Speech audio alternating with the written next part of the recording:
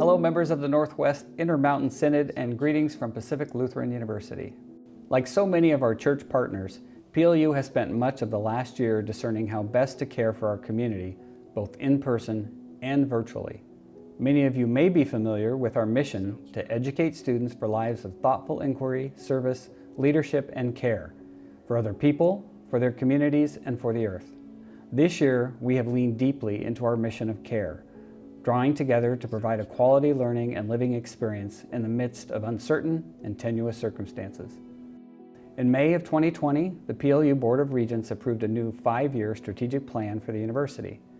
The priorities established in this plan acknowledge and affirm our vocation and our commitment to be inclusive, rigorous, and innovative, providing access to a transformative, lifelong, and distinctively purposeful education.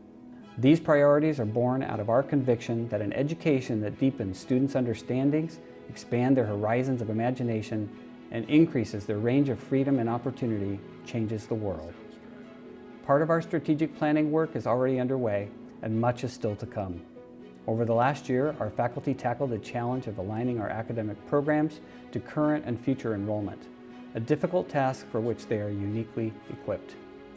This work is critical to ensuring our university's academic offerings align with what students and society are seeking. The difficulties of the pandemic have also given us an opportunity to develop new ways to engage students, embrace the digital classroom, and better understand the vision that students of tomorrow have about their college experience. While our classrooms had to move to hybrid learning spaces for this academic year, we plan to return to in-person learning and campus life in the fall.